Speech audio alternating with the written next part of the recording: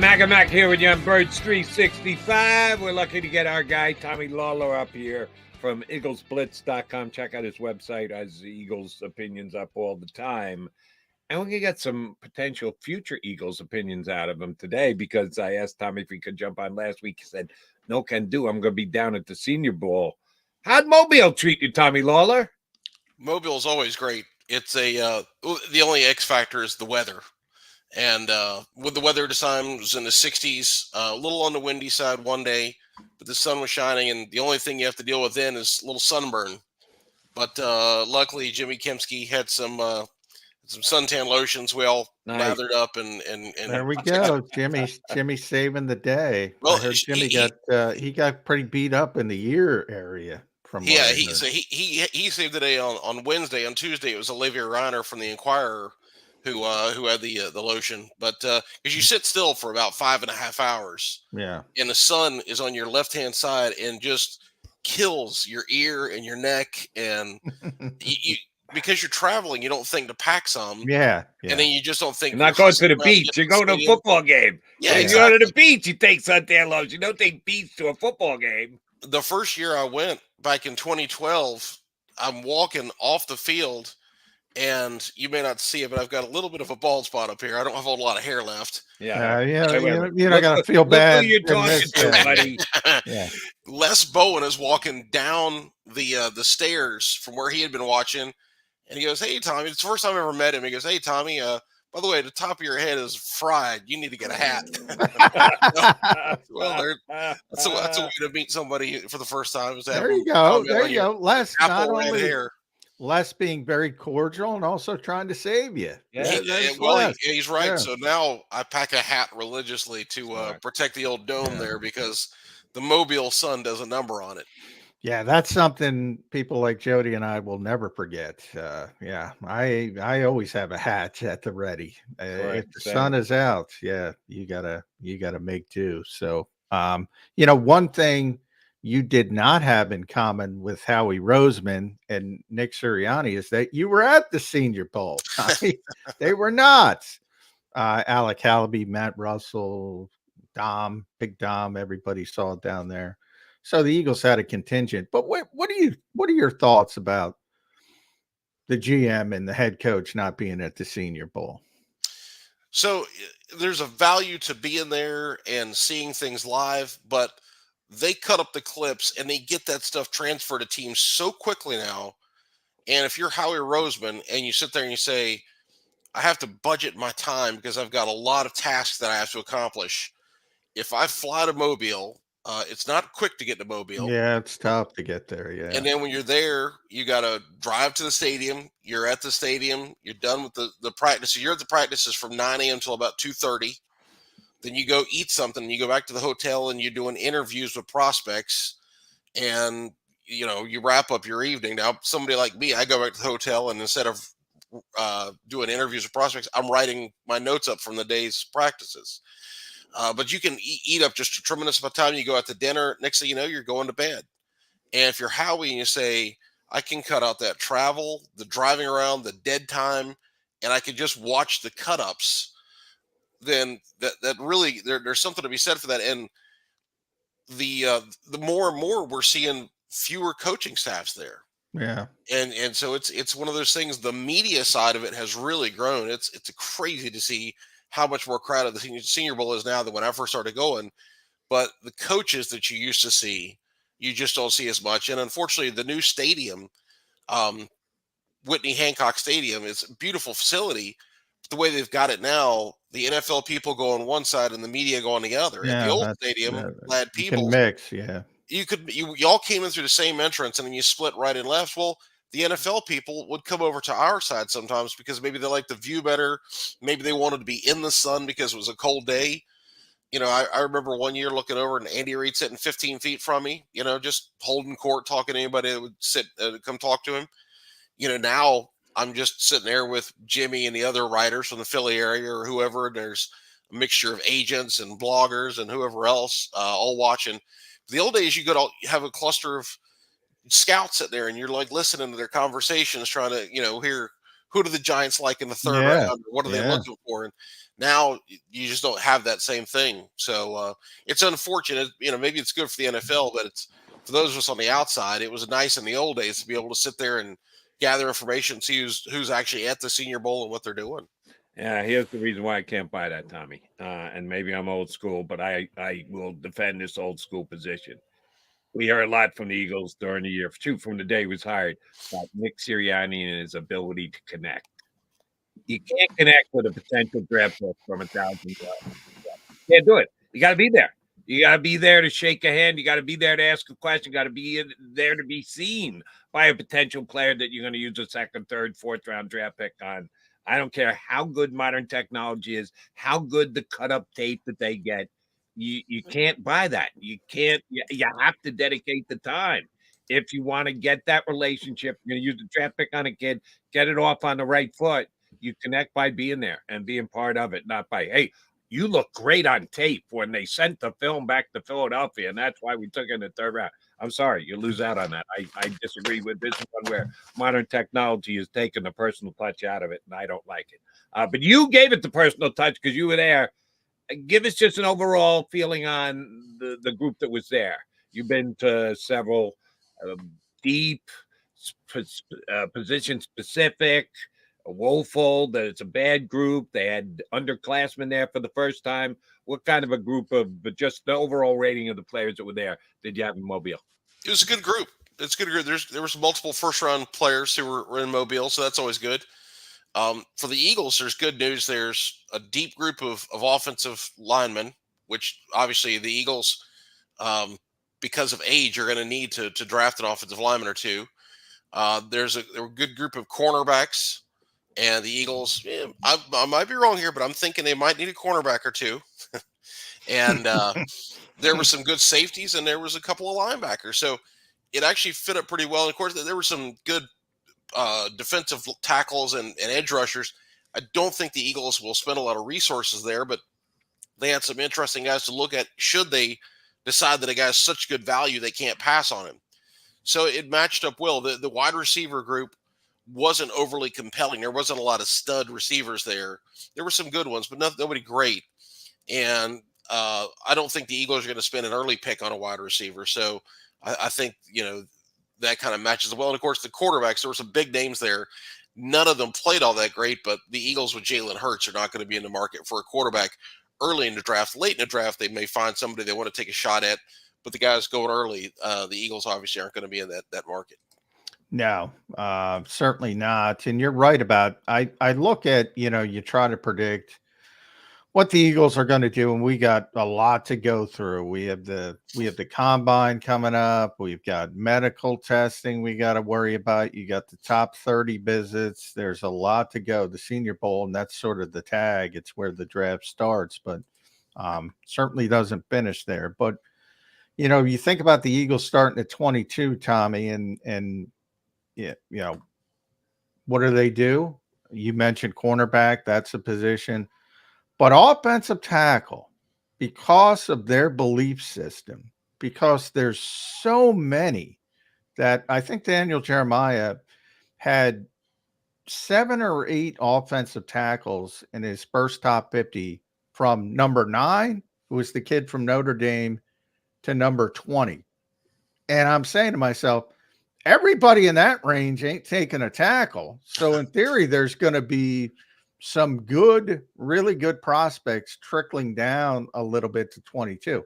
Now, how he may trade up, he may trade down, may do a lot of things. But boy, if you're a betting man, I look at those offensive tackles. Then you take it a step further. Lane Johnson mentoring the kid from Oklahoma. Boy, if you're a betting man, you want to get some odds somewhere, just take a wild shot. That'd be a good shot for the Philadelphia Eagles. Tyler Guyton, Oklahoma. What do you think of him? Yeah, no, he was impressive. Measured in at 6'7", 328. So that's the kind of length you want. He's a big, tall guy, but he's also got a thick frame to him.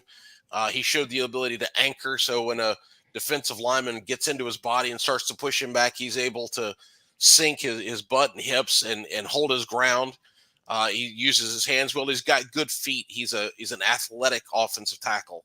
And so he really is a complete package. And going into Mobile, the question I had is there any way that he makes it to pick 22, or is he going to be so good that he doesn't get there? But the point you just made is so true. There's a glut of tackles that are going to be in that maybe 15 to 25 range. And it's really going to be, are you looking for a left tackle or right tackle? Well, obviously with Jordan Mailata in place, the Eagles are going to be looking for a right tackle. Tyler Guyton played right tackle at Oklahoma. So that may be a guy that they're going to be higher on than somebody else who's looking for somebody with left tackle experience.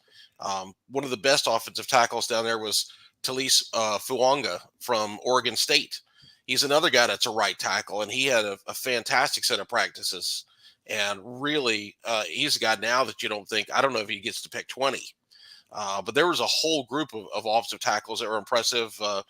Jordan Morgan from Arizona did some good things. Obviously, Guyton, and then the kid from BYU, Kingsley Sotomayor, did some good things. They're testing you with the pronunciations. You're doing well too, Tom. Oh, I tell you what, Jimmy and I were joking about who we want the Eagles to draft, and it was basically give me a Smith and a Jones and a Jackson.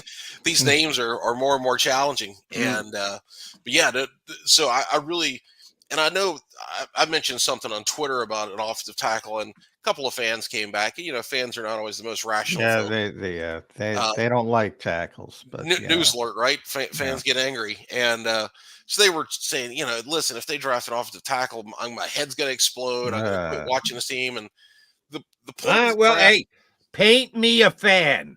I'll go on record right now and saying the year after taking Nolan Smith with a first-round draft pick, and oh, by the way, Nolan Smith gave the Eagles basically nothing all entire year long. With Lane Johnson and Jordan Mailata sitting there as starters, I'll predict right now the Eagles are not taking the tackle with the 22nd pick of the draft. I'd be careful with that, man. Yeah, I would. If I had to bet, you guys take tackle, I'll take the field. How much would you like to wager? You're locking into a position. I'm saying it's wide open. Well, you got to give me odds. You're getting the field, Jody. You got to give me odds. Whoa. You just looked at me and said, be careful with that. That sounds to me like you're pretty damn sure the Eagles are taking a tackle. And I'm taking any of your money by telling you I don't think they're taking a tackle. As I explained to Tom, not only do you have the belief system. Look, I'm just trying to speculate what the Eagles' thought process is. Not only do you have the belief system, you have a year, whereas I pointed out and Tommy pointed out, you got a whole boatload of tackles that are projected to go from 10 to 25 that it just in general, Howie's about evaluation and valuation. Not only do you have to get the right player, you got to get them at the right spot. And you're going to have a tackle at 22. If you stay at 22, maybe he loves a cornerback and he goes up to get him. But if you stay at 22, you're going to have a tackle that's good value for that spot because there's so many stinking tackles that belong in that grouping. That's what I think about it. What your thoughts, Tommy? No, you're exactly right. It's not like the Eagles are saying we have to go get an offensive tackle. Yeah, that's what's like. Well, Tommy froze up for review at this point, right? And things could change a little bit, but that's the deepest group is the offensive linemen that are going to be there from the pick 10 to the end of the first round. And the Eagles are going to, they're at pick 22 now. They could go up a little bit. They could go back a little bit, but they're going to be in that 10 to 32 area most likely. And if you look at the numbers, the tackles are going to be, generally speaking, the best players on the board at a lot of those spots. So that matched up with the fact that Lane Johnson is 34. He started to show some signs of age last year. Like last year was not his best year, right? Yeah. You're starting to see that he's a human being because for years he didn't seem like a human being. And I think we may have taken his elite play a little bit for granted. Last year you saw him get beat a couple times. You're like, yeah, he gave up a sack for the first time in the I don't know how long. Superman couldn't stop the bullets. You're like, that Superman always stops the bullets. Yeah. All of a sudden Superman looked like, right tackle man, just a normal right tackle. And so, listen, that's no criticism of Lane. That just tells you how good he was before that. Yeah. where you just took it for granted. Nobody's beating that guy. And he was a special, special player. Last year, he started to look like a normal human being, and he's only going to be a year older this year. So you start to say, hey, listen, maybe you draft a successor. And Jody, I understand what your point is, but I'll just go back to the thing that taught us all a great lesson back in 2002 when the Eagles had the best secondary in football and then drafted Lito Shepherd, Sheldon Brown, and Michael Lewis with their first 3 picks and rebuilt the secondary instantly for the future. None of us had the Eagles taking a cornerback in 2002 because they had the best secondary in football as it was. Since you're putting the emphasis you're on always quarterbacks, looking that's where I'll go. There's 2 ways to look at their overall grade. You're right. Daniel Jeremiah, whoever you want to take, he ranks them in order, position out the window, just puts a grade on them, and the Eagles could get a higher graded player at that position. And then there's the individual position. So if the Eagles at number 22 take the 6th or 7th best rated tackle, because 6 are off the board, we'll go with 6. 5 are off the board. You can take the 6th best tackle, or you can take the 2nd best cornerback. And their grades are the same. And I have a needed cornerback. I got James Bradbury. Lane Johnson was human last year. Human as in he gave up 1 sack. You talk about human. James Bradbury was human. He was getting beat like a rented mule. I'll tell you that the cornerback position is much more of a need. And you get the 2nd highest ranked cornerback as compared to the 6th highest ranked tackle. Yeah, I'm taking the cornerback if I'm Howie Roseman. I think so. Your point is correct in the sense that cornerback is a need. I think we'd all agree that's a much bigger need than offensive tackle. I think what you're missing is you're assuming there's going to be a cornerback that's going to be equal value to that offensive tackle. Yeah, and exactly. I think that's what John and I are trying to tell you. That's probably not going to line up. And by the way, if Tommy went back to what'd you go 2002, Tommy? Yes, you sir. really only have to go back to N'Kobe Dean and Cam Jurgens. Howie literally said it to everybody, and I know this because I just wrote about it because I was talking about it. When it's even, and he said, by the way, quote, unfortunately for our fans at the time, because they wanted N'Kobe Dean, they ended up getting him anyway. I'm always going to go offensive line, defensive line. That's how we roll. That's how we build this thing. If it's even, like you said, Jody, I guarantee you they're taking the offensive lineman. If it's even. Now, the question is, if the cornerback is higher on their board, yeah, they'll go corner. But if it's even, that's how we roll. Howie's not lying. He's proven it time and time and time again. Yeah, so what you do, they call it stacking the board. So you have your players with grades, and then you vertically stack them by whichever position you feel like is a priority. So if you have 3 guys rated with a grade of 7.8, and you say, all right, well, one of them's a linebacker, one of them's a defensive tackle, and one of them's a cornerback. Obviously, the Eagles have defensive tackles. The Eagles are not going to draft a linebacker early, so cornerback goes to the top of that trio, and that's where the scouts assign grades to these players, and then it's up to Howie and the guys who run the draft to stack the board. So they take the grades and they build a draft board, and it's possible sometimes they may have a lower graded player at a position of need that's just a critical need, and they don't know what else to do, so they'll reach for that guy and they'll acknowledge that. Well, they won't acknowledge it publicly to us. They'll acknowledge it 3 years from now. They always get the guy they want. Yeah, they always get the guy they want. Shockingly, they hit 1,000. Amazing. But they're not the only team. Everybody's 1,000. Right. They know they need a corner, and the good news is there's a solid group of corners. The star in Mobile is a guy named Quinyon Mitchell from Toledo. Yeah, I was going to ask you about him. Everybody was talking about Quinyon Mitchell. Go ahead. We're sitting there watching him, and sometimes these guys, it's hard to read their numbers because their shirts get bunched up. Yeah. They don't have their jerseys all drawn completely down. And you're watching players on both sides of the field. Oh, we got frozen Tommy again. Is he frozen for you? Whose number was that? And they'd say, that was 7. Well, 7 was Quinyon Mitchell.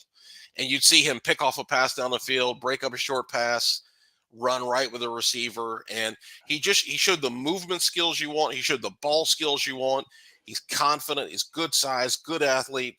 and was going against, a solid group of receivers. At Toledo, you're not playing elite talent, elite competition, but he was out there against some guys that are going to be first and second round picks, and he shut them down. And so, unfortunately, that really strong performance means he probably is going to make it to 22.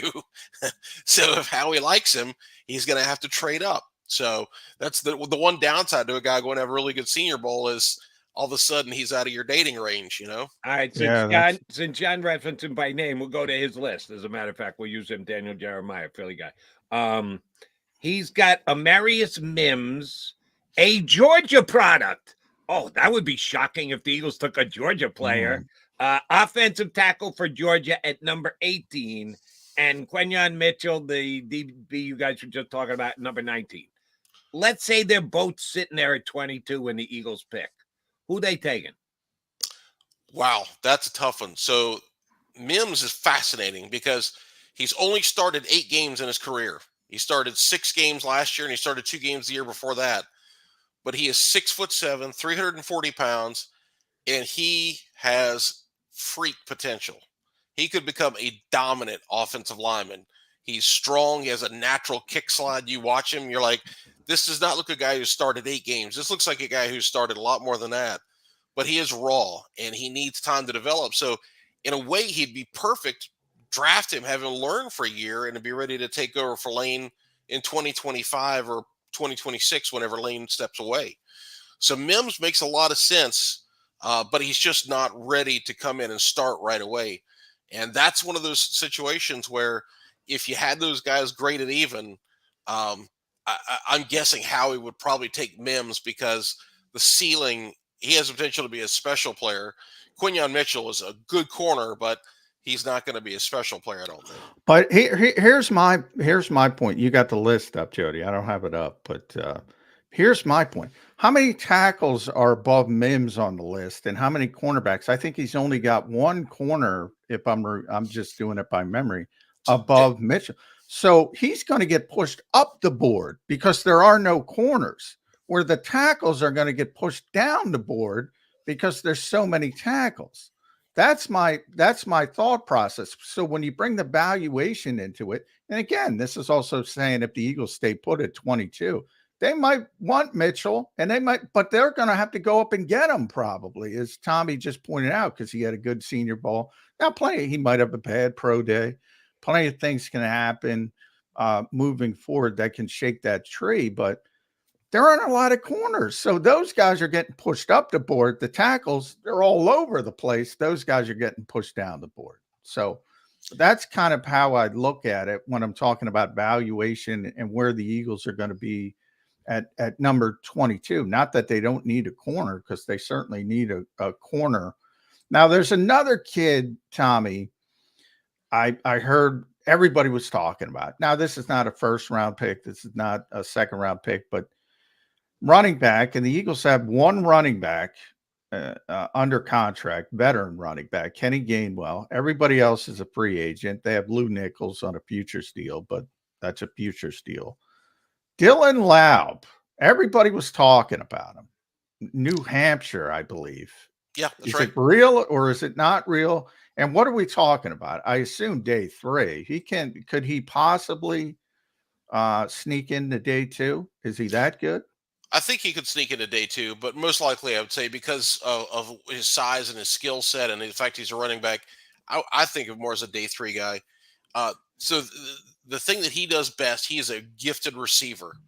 He gets downfield, he runs routes, he gets open in space, he's quick, he's shifty, and he's a standout pass catcher. As we, I think, have talked about in some of our discussions in the past few months, the Eagles just don't throw the ball to their running backs a lot, right? So I question whether he's somebody they would have interest in. Now, of course, we're going to see Kellen Moore's offense this year and not just Nick Sirianni's.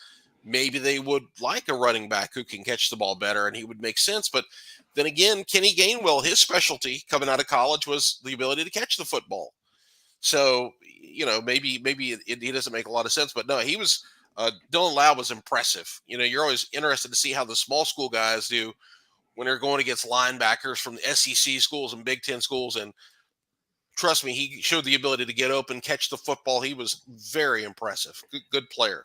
And it didn't help that Chip Kelly didn't get an offensive coordinator job in the NFL, because he would have fought for a New Hampshire guy as a potential third-round pick.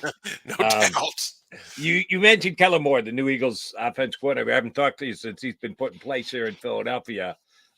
When Howie and Nick did their press conference together, and they talked about finding that mesh point between the offense that they've run these last couple of years and giving the new offensive coordinator his ability to bring in his offensive fresh ideas.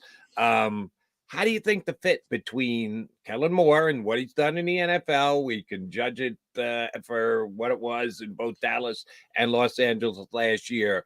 What Kellen Moore has done and what the Eagles have done, is there a mesh point to be had there? Do you think it's going to work, Tommy? I do. I've been impressed by Kellen Moore going back to when you would watch the Eagles play the Cowboys, and you'd see the Cowboys offense and you'd say, they have some creative plays to whether they're getting the ball to.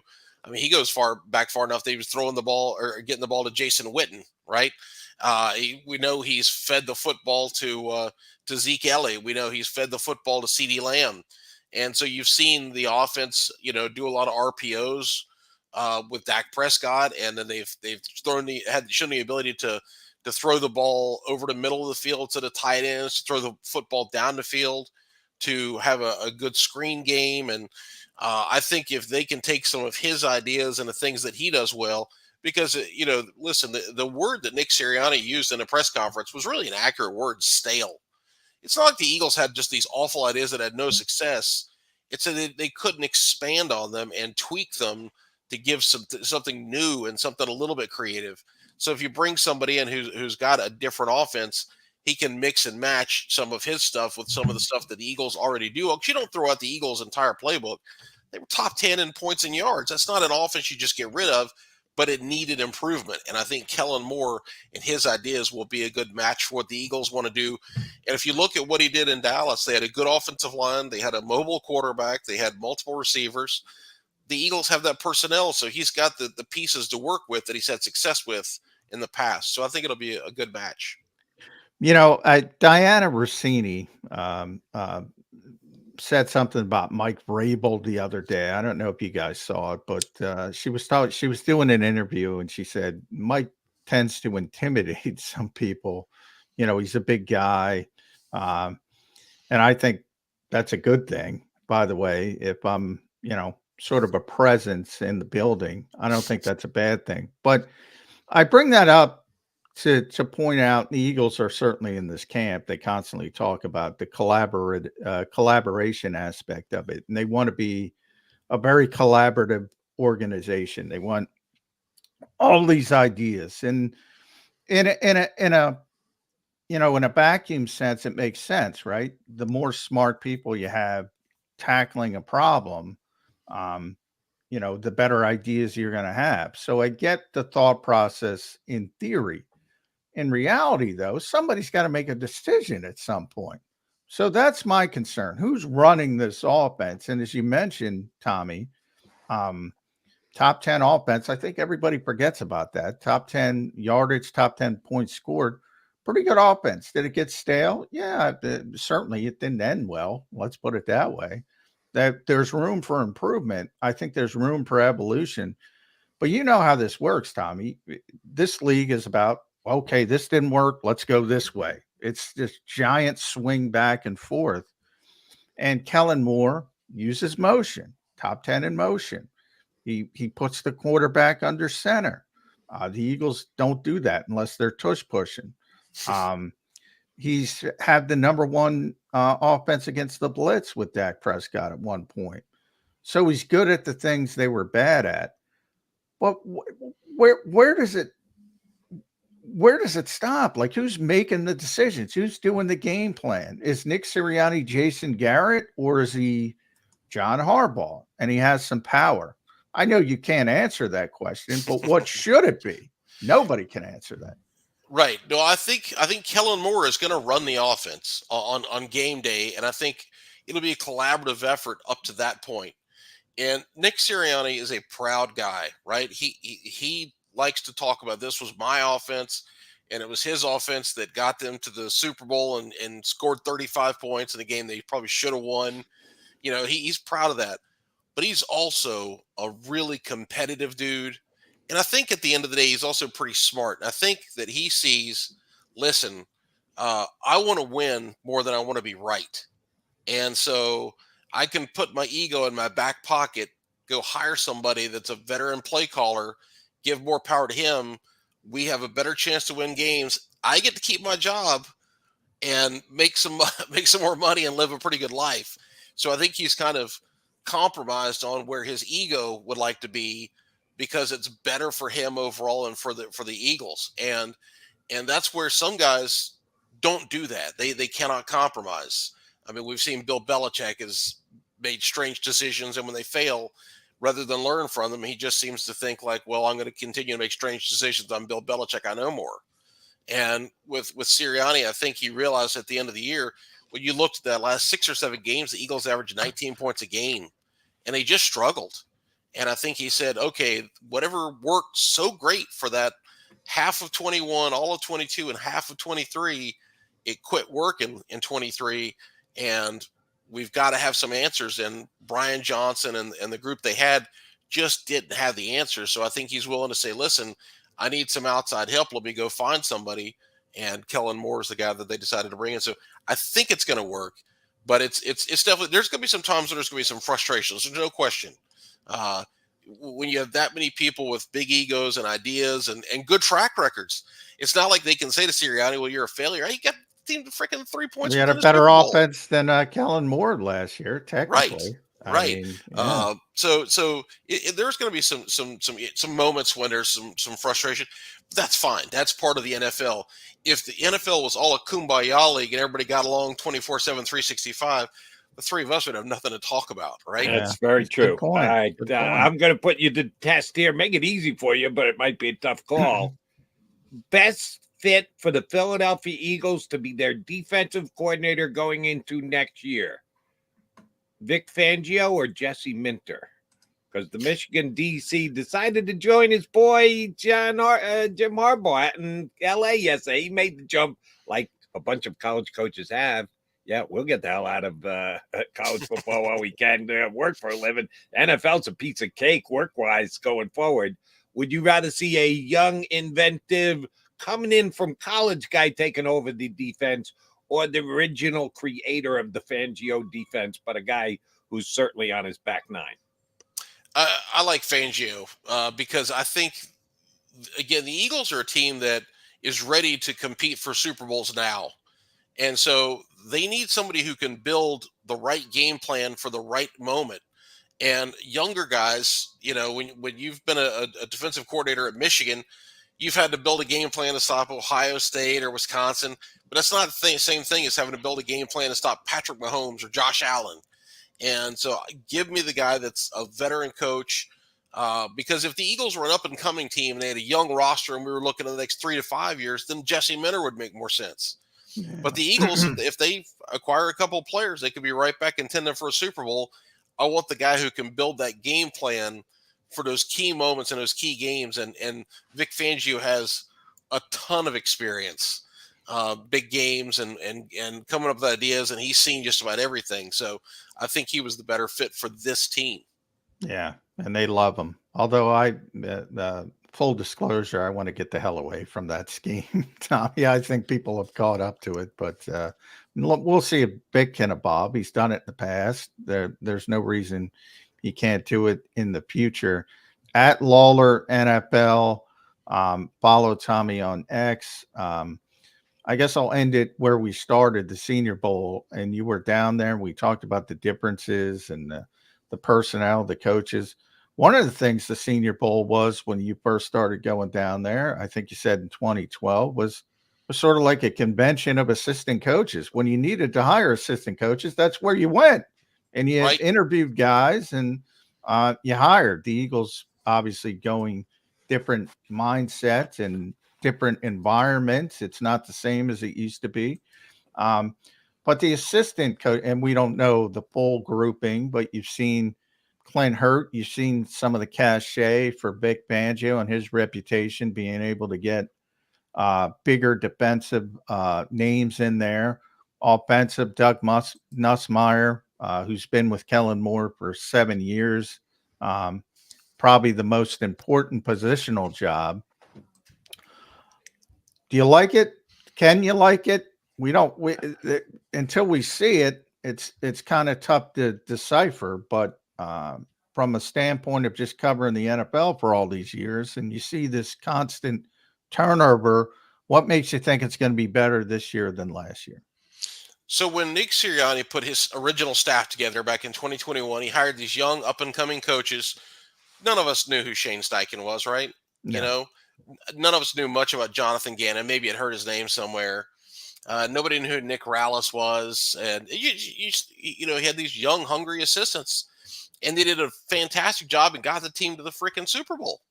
And then he lost that group. And so Nick said, I'm going to do what I did coming in, and I'm going to go try to hire young, hungry guys. And so he promoted Brian Johnson, and he went and he found Sean Desai, and he brought in the linebackers coach that had formerly been at Temple, and he promoted DK McDonald, and, you know, gave these young guys a chance. And all of a sudden they found out not every young, hungry coach is going to work, right? He found it out in a hurry. Usually it doesn't happen that quickly. And so this time, I think Nick said, you know what, I've got a roster because we've got a quarterback that's in his prime. And anytime you have a quarterback there, a good quarterback who's in his prime, you've got a chance to compete. So Nick's like, I can't waste this opportunity, so I'm going to go get more sure things. So the Eagles have hired veteran assistants who know the NFL. And on the defensive side, they've got guys that have worked in the Fangio system. So you're not bringing people in and saying, all right, Sean Desai, we're going to run your system, which is the Fangio system, maybe the tweak or two. And then the defensive line coach, you're going to have to learn the Fangio system. And the linebacker coach, you're going to have to learn the system. So you guys are going to learn the system while you're teaching it. Well, now they've got Fangio, who he is the system, right? And then they've got Clint Hurt, who's run a defense before, but who's worked for Fangio. They've hired Christian Parker, who's worked for Fangio and knows the system. They've hired Joe Casper, who's a Fangio, who knows Fangio, knows the system. So the personalities, Fangio knows these guys, and these guys know what he expects of it in terms of his personal demands and the way to teach his system. Because it's not just about drawing X's and O's on a wall and saying, you know, you be at this landmark, you're doing this and this play. Which foot do I want my left foot forward, my right foot forward? Am I looking at the receiver? Am I looking at his shoulder, his knee, his hip? If an offensive lineman pulls, do I want to take him on this angle? Do I want to spill the play that way? Who's going to scrape over the? You could teach all the subtleties and make the play so you're giving your guys a chance to succeed by giving them the details. Oh, we got one last. Here we go. The famous story that John Madden told. Vince Lombardi put on a coaching clinic once. John Madden's there to watch it. Vince Lombardi talked for 8 hours about the Green Bay sweep. One play for 8 hours, and John Madden. That's like Belichick with long snappers. Yeah, it is, right? But John Madden said, here I am, a young coach, and I'm excited to be in a room with all these coaches, and I'm going to hear my hero, Vince Lombardi, talk. And he thought he had this notebook, and he's like, I'm going to learn all these plays and all these ideas. And instead, what he learned was how the Green Bay sweep worked against an even front, an odd front, a stacked front, this front, that front. And Lombardi had an answer for every possible situation that came up. And Fangio's coaches, knowing his scheme, are going to be better suited with those kind of answers. On the offensive side of the ball, the fact that you have Kellen bringing in his lieutenant, Doug Nussmeier, that they've worked together. Now Kellen won't be coming in and everybody in offense staring right at him and saying, all right, you're the Messiah, fix the offense. He'll have somebody to work with that he's comfortable with who can communicate his ideas to Jalen and make sure they're all on the same page and they're seeing the same things. And I think that'll give him a little bit of a comfort zone, having somebody that he's friendly with. So he's not just coming in here and he's kind of the guy and everybody's staring at him. But, I think it'll help from an X's and O's standpoint. And again, a kind of a personality standpoint. Tommy, last question. And this will be very simple. You don't have to go on for 9 hours like Vince Lombardi about one thing. It's just basically take a 1-for-9 shot here. Who the Eagles going to be playing in Sao Paulo, Brazil, come February 6th? You got 9 teams we know they can potentially match up because we know the Eagles are playing at home this year. Who do you think they match up against in the opener? I heard the discussion you guys said earlier. A lot of good points, a lot of interesting stuff. I'll go with Green Bay. How about that? Yeah, that's who I think it's going to be. I think it's probably going to be the Pack. But we shall see. And we're probably not going to – you think they'll wait till they put out the schedule? Or do you think they'll give us a hint on that one ahead of time? That's a great question. Yeah, probably a hint. We'll probably get a hint ahead of time, I would think. But not a lot. Not a long – because the schedule comes out in April, so that still gives you 4 months, 5 months before the opening day. So, they pushed it back now. It used to come out before the draft. Now they pushed it back. Now, so maybe it's May. Maybe it's May. I thought it was April. And oh, by the way, it's 2 full days of programming on the NFL Network, and that's why. Man, they know how to milk a topic like nobody's business. It'll take them 2 days to reveal all the game come May. Tommy, we revealed you today to our Eagle fans, and if you need more, Eagle Splits, IGGLES Splits.com. Tommy's Eagle blog is a must-read if you're an Eagles fan. Tommy, thanks for hopping in with us today. Appreciate it greatly. I hope I didn't make you guys jealous of all this fancy hair I've got. You did. Everybody makes me jealous. Let me straighten the little gray I have. Yeah. That is Tommy Lawlor here with us on Birds 365. All right, he's McMullen. I'm McDonald. We are Mac and Mac. Got a good guest coming for you in hour number 2. Who's that going to be? You're going to have to stick around to find out. Hey, Birds fans, here's your chance to save up to 40% on your car insurance right now from one of JAKIB Sports' great partners. Here's what you need to do. Call one of their 2 managing partners, either Jim or Fran, both great guys. Tell them you're a friend of JAKIB Sports and Birds 365.